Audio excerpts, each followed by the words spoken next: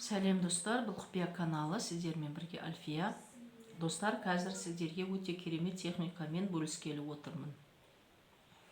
Бұл техниканы кімдерге жасауға болады? Бұл техниканы мысалға сіздер қатты ауырсынып тұрсаңыз, басыңыз ауырып тұрса, өзіңізді жайсыз сезініп тұрсаңыз, немесе өзіңізді зіл басып, қатты шаршап, выжатый лимон сияқты өзіңізді нашар сезініп тұрған жағдайда бұл техниканы жасасаңыз, 15-20 минуттан кейін жеңілдеп ауырсынуыңыз басылып, басыңыз ауырғаны кетеді.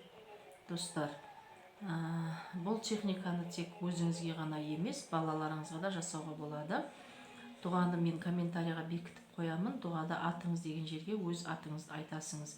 Егер де сіз басқа біреуге жасап жатырсаңыз, онда ол адамның атын айтасыңыз.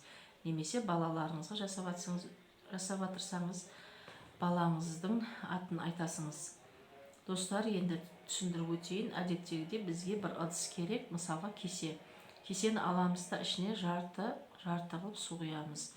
Су құйғаннан кейін мына ерніңізге жақындатып, кеседегі суды 7 рет мына дұғаны оқисыңыз. Атыңыз деген жерге атыңызды айтасыңыз, немесе басқа біреудің атын, басқа біреуге жасап жатсаңыз, сол адамның атын айтасыңыз.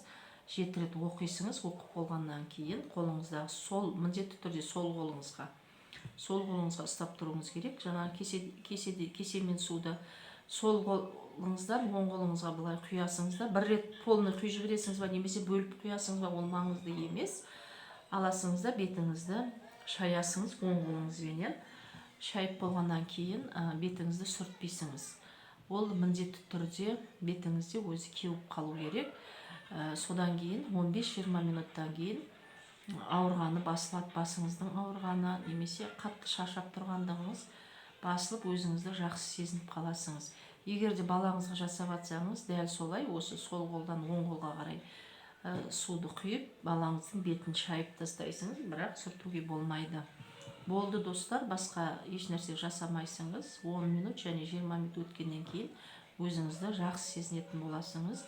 Егер де қателеріңізге жараса достар, лайк басып мені қолдап кетіңіздер. Сәттілік.